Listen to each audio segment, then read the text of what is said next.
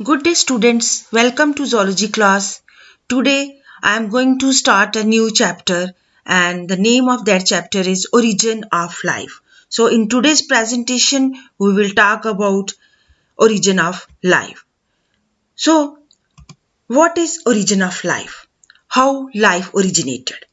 According to the findings in evolutionary biology, the universe, Earth, and the variety of life forms are the results of evolution. Evolution mainly deals with the origin of life on Earth, and the conditions and the forms of life on Earth were entirely different from what we see today, and everything evolved from one form to another for a better chance of survival. So, origin of life is actually the process how life originated. And according to evolutionary biology, the universe came into existence, then earth came into existence, and then variety of life forms came into existence, and this is the result of the evolution.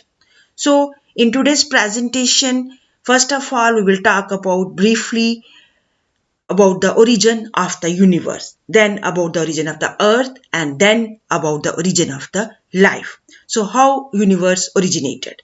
So origin of life begins with the origin of the universe. The universe, an old, vast and empty space comprising of galaxies, originated around 20 billion years ago, and there was nothing but blackness filled with gas and dust. And the Big Bang theory is the most accepted theory regarding the origin of the planet Earth and the existence of different life forms on it. And according to this theory, the universe is a result of massive explosion which occurred 20 billion years ago.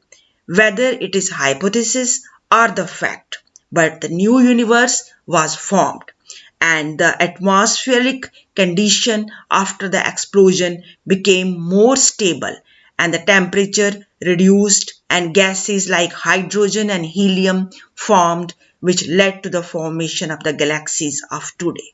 So it is the result of the Big Bang theory that the universe was originated. And after the origination of the universe, Earth was also formed.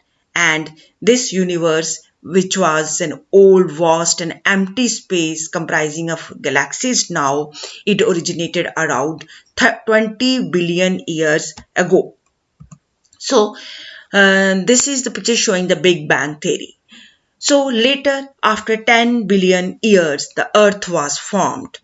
It means that earth was formed about 10 billion years after the formation of the universe, and the earth was formed which was covered by water, vapor, methane, carbon dioxide and ammonia, and there was no atmosphere but only gases and moisture, and the powerful rays of the sun stimulated and hastened the evolution, and by making and breaking up the bonds between gas molecules, Earth came out with a new face. And after millions of years, that is, once Earth's atmosphere was stable, the first life on Earth came into existence.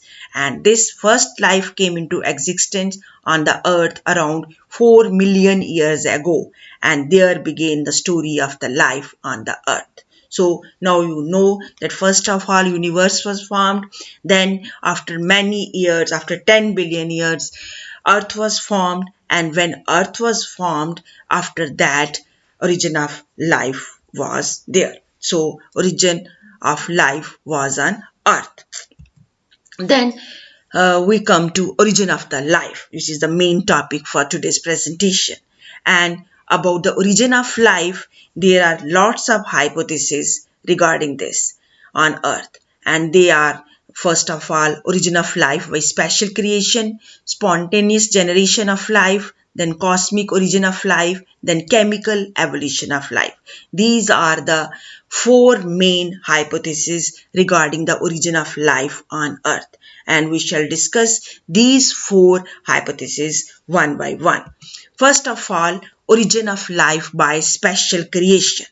What do you mean by origin of life by special creation? It means that this theory of special creation is proposed that life on earth is created by some supernatural power, and that supernatural power is God. And according to Christian belief, God has created the universe, planet, animals, plant, and human beings in 6 natural days. So this is the origin of life by special creation, and according to this theory, the life on earth is created by supernatural power, and that is the God. And it is assumed that life was created in 6 natural days, including universe, planet, animals, plants, and human beings even. But this theory is not supported by any scientific thing. So the next theory is a spontaneous generation of life. And what is spontaneous generation of life?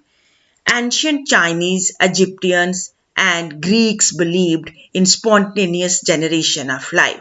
In 4th century BC, Greek philosopher Aristotle believed that life could come into existence spontaneously from non-living material.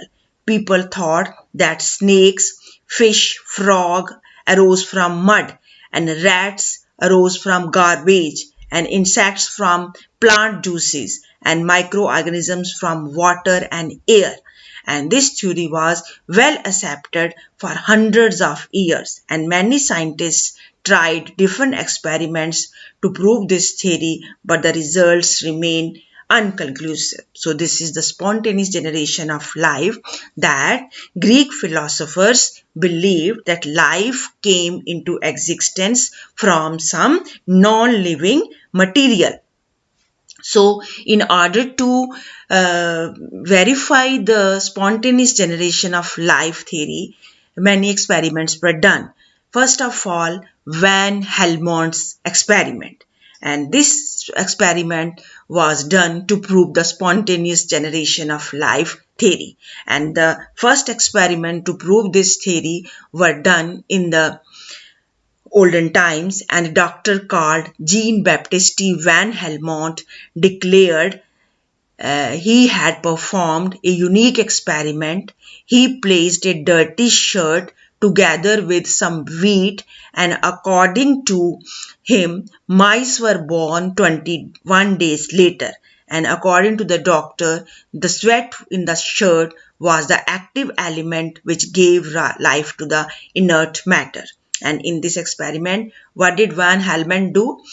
He placed dirty shirt and some wheat for some days, about 21 days, and afterwards he told that mice were born after 21 days. And according to him, the sweat in the dirty shirt was the active element which gave life. But this is not the proper theory. This was not scientifically proved. So this is the Van Helmont's experiment. Next experiment is of the Redi's experiment. In 1668, Francisco Redi, an Italian scientist, designed a scientific experiment to test the spontaneous creation of maggots by placing fresh meat in different jars. One jar was left open, one was sealed, and the other was covered with a cloth. And days after, the open jar contained maggots, whereas the covered jar contained no maggots. He did note that the maggots were also found on the exterior surface of the cloth that covered the jar. There were no maggots in sealed jar. Redi successfully demonstrated that the maggots came from fly eggs, and thereby helped to disprove spontaneous generation theory of life. So this was the experiment to disprove the spontaneous generation of life. And in this experiment, the scientist named Redi, he took 3 jars. In one jar, meat was placed, and this jar was sealed. And in other jar, the flask or the jar was covered with a cloth simply, and the third flask was kept open. and after some days, what he saw, that the jar which was sealed, there were no maggots, and the flask covered with cloth or the gauze, it had maggots on the cloth, outer surface of the cloth, and the open flask had many maggots, and this proved that the life came from certain living material, and so this experiment helped to disapprove spontaneous generation of life. So next experiment was of the Pasteur's experiment. This experiment was also to disapprove the spontaneous generation of life. And in 1862, the great French scientist Louis Pasteur tested the validity of the widely held belief in spontaneous generation. And for centuries, the journal population and naturalists alike believed that a variety of organisms could arise spontaneously, that is, a spontaneous generation of life, without being generated from similar parental organisms, that the life rose from the non-living matter. It was not the spontaneous generation of life theory. So Pasteur based his experimental design on a number of observations. He knew that bacteria grow in open containers of meat broth. He also knew that if the broth is boiled for an hour in a sealed container that remains sealed, no bacteria will grow in it. And additionally, he observed that bacteria are found in dust particles that float in the air, and armed with this information, Pasteur set up a definite experiment to test whether microbes arise from pre-existing microbes or they are generated spontaneously. And for doing this, Louis Pasteur designed a procedure to test whether sterile nutrient broth could spontaneously generate microbial life. To do this, he set up two experiments. In both, Pasteur added nutrient broth to flasks, bent the necks of the flasks into S shape, and then boiled the broth to kill any existing microbes. So, after the broth had been sterilized by boiling, Pasteur broke off the swan necks, that is the S-shaped necks, from some of the flasks, exposing the nutrient broth within them to air from above. The remaining flasks in the flask were left intact. What do you predict would happen to the broth in the flask on the left? So, over time, dust particles from the air fell into the broken flask, but in the intact flask, dust particles remained near the tip of the swan necks. So, they were unable to travel against gravity into the flask. And the broth in the broken flask quickly became cloudy, and a sign that it is teemed with microbial life. However, the broth in the unbroken flasks remained clear, without the introduction of the dust on which microbes can travel. No life arose. So Pasteur thus refuted the notion of the spontaneous generation of life. So this is the experiment which Pasteur fitted to disapprove the theory of spontaneous generation.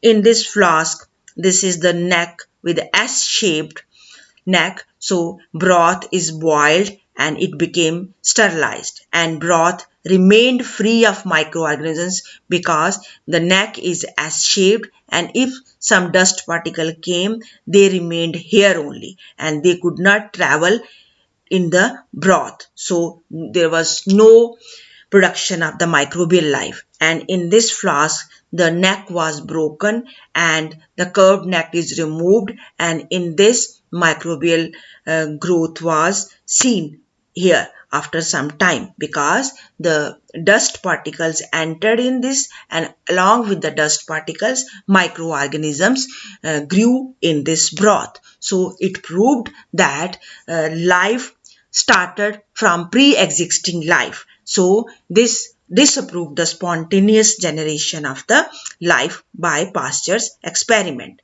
So third theory of origin of life after the first two theories. First theory is the theory of special creation. Second is the spontaneous theory of life. And now the third theory is the cosmic origin of life. So what is cosmic origin of life?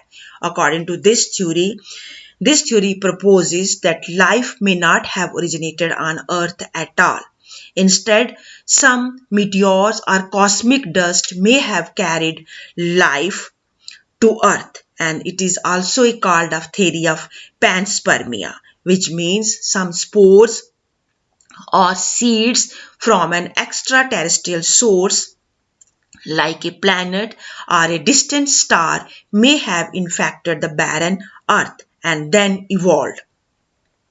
And according to this theory, life could have arisen once or several times in various parts of the galaxy or the universe. And this theory cannot be rejected straight away. So according to this theory of cosmic origin of life, the life did not originated on Earth, but instead some meteor or cosmic dust may have carried life to Earth. So this theory is also called as the theory of panspermia. It means that some spores or seeds from an extraterrestrial source like a planet or a distant star, they have come to the Earth, that is a barren Earth, and then life originated.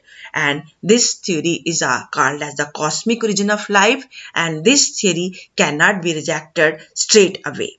And most scientific theory, that is a fourth theory, that is a chemical evolution of life. This is most widely accepted theory. So fourth theory is the chemical evolution of life. And this chemical evolution of life, the abiogenetic chemical evolution of life, is the most widely accepted scientific theory of origin of life. It means the abiogenetic chemical evolution of life is the most widely accepted scientific theory. This is a scientific theory of the origin of life. To prove this chemical evolution of life, there were different experiments and different views. Number one is the origin of life from some non-living molecules, and this was the Darwin's view. And this theory is based on the idea that life originated from Earth's inorganic atmosphere in the past, and it arose as a result of series of sequential chemical reactions over millions of years. As you know that the life originated from Earth's inorganic atmosphere, because in the past the atmosphere of Earth was inorganic, and this theory held the view, Darwin held the view that Earth's inorganic atmosphere in the past was the result of the origin of the life. Then there was second view. This is called as Oparin-Haldane theory of chemical evolution, and the Russian scientist Alexander Ivanovich Oparin in 1924 and British scientist J.B.S. Haldane in 1929, they proposed this theory of chemical evolution. And this theory can be divided into three steps. Number one step is origin of Earth and primitive atmosphere. When Earth was broken from the sun, it was a glowing fire and a rotating cloud of hot gases and vapors of various elements, pieces of rocks and metals called nebulas. So in the starting, when Earth was formed, it was separated from the sun. Then it was a glowing ball of fire and a rotating cloud of hot gases, vapors of many elements and pieces of rocks, and that was called as the nebulous. And as the Earth was moving away from the sun, the temperature slowly decreased, and this led to the condensation of the gases. That is, gases condensed, and the heavy elements like iron and nickel, they sank to the center and formed solid core of the earth, and lighter elements like helium, hydrogen, oxygen, nitrogen and carbon, they occupied the atmosphere of the earth, and in this way earth was formed. Then the next point in O'Brien-Haldane theory is the formation of ammonia, water and methane. That is, after the formation of the earth, first the earth was very hot initially, and so the atoms could not combine with each other easily. It contained hydrogen, oxygen, nitrogen and carbon. Hydrogen was very reactive. It combined with nitrogen to form the ammonia, with oxygen to form water, and with carbon to form the methane. So hydrogen is very reactive, so it combined with nitrogen to form the ammonia. Hydrogen combined with oxygen to form water, and hydrogen combined with carbon to form the methane. And as the temperature is high, ammonia and methane, they remained as gas and water as steam. And as temperature decreased, steam condensed to form water, which results in rain, and earth became cold, and water gradually accumulated, and this led to the formation of rivers, sea and lakes, etc. And thus the first chemicals formed on the earth were water, ammonia and methane. So in this way, these three chemicals were formed on the earth from hydrogen, oxygen, nitrogen and carbon. Then the third point in O'Brien-Haldane theory is the synthesis of the simple organic compounds from water, methane and ammonia. So next step is the formation of the micromolecules. When temperature of the earth gradually cooled down, then the highly reactive free radicals CH and CH2 condense to form variety of saturated and unsaturated hydrocarbons. Hydrocarbons, ammonia, water show condensation, polymerization, reduction and oxidation. Many reactions took place, and this result into formation of various biologically active molecules like monosaccharides, amino acids, purines, pyrimidines, fatty acids and glycerols. So these big molecules were formed from this small molecules, and J.B.S. Haldane described the sea containing molecules of this organic substance in abundance as the hot dilute soup or the primitive broth. So Haldane described these molecules in the sea as the hot dilute soup or the primitive broth for the origin of the life. And the next step in O'Brien-Haldane theory, that is the synthesis of simple organic compound, it is divided into further steps, and that is, first step is the formation of complex organic compounds from this hot dilute soup or the primitive broth.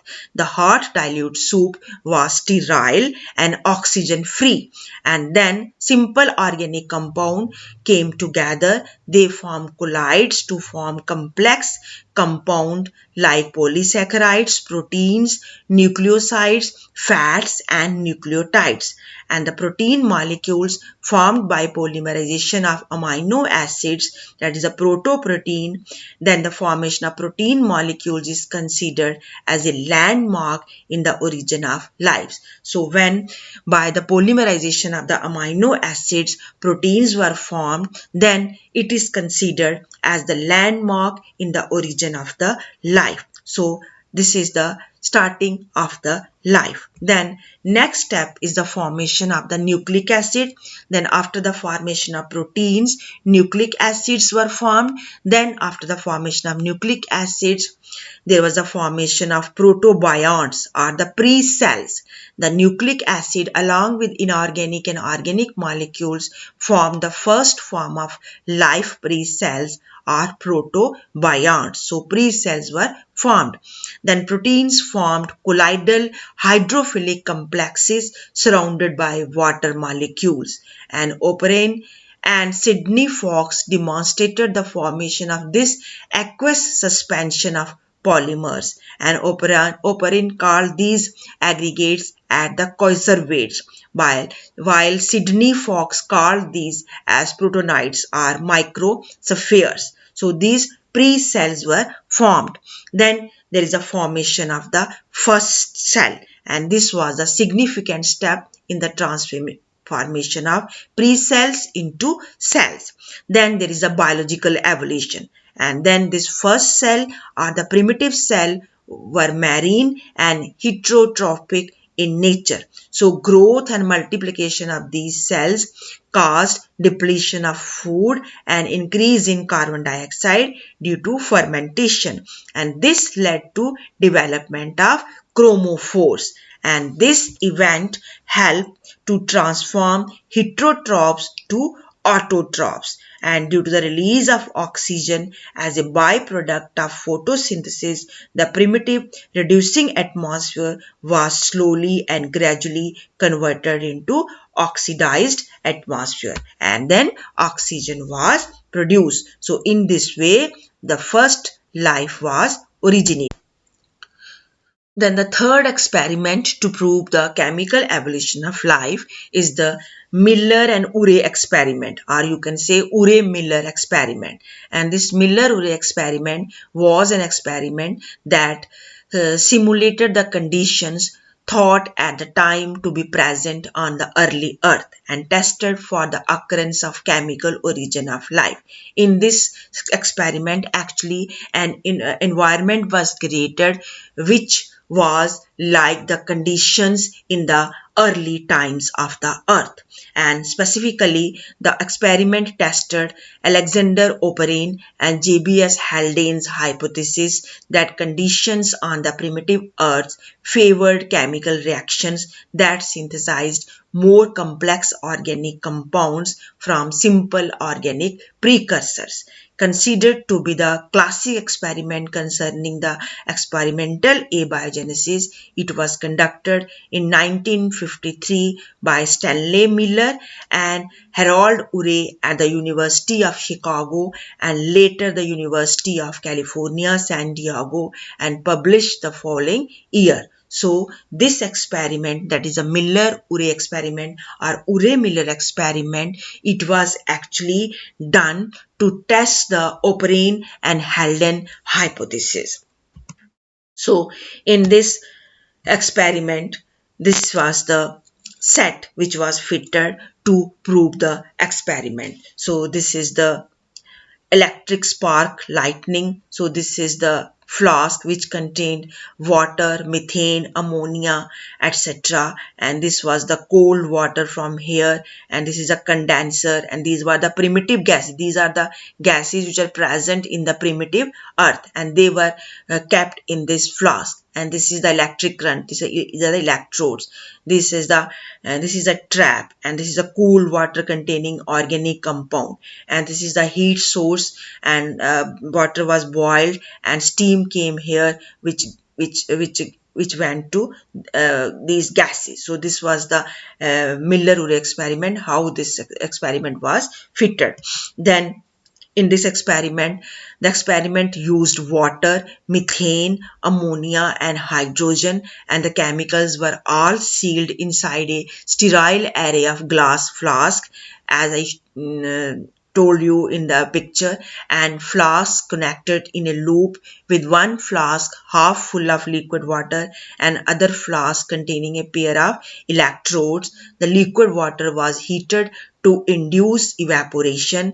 Then sparks were fired between the electrodes to simulate lightning through the atmosphere and water vapor, and then the atmosphere was cooled down again so that the water could condense and trickle back into the first flask in the continuous cycle.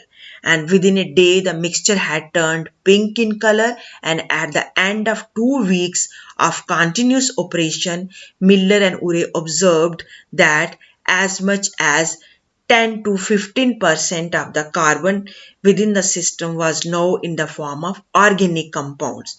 2% of the carbon had formed amino acids that are used to make proteins in the living cells by polymerization, with glycine as the most abundant amino acid.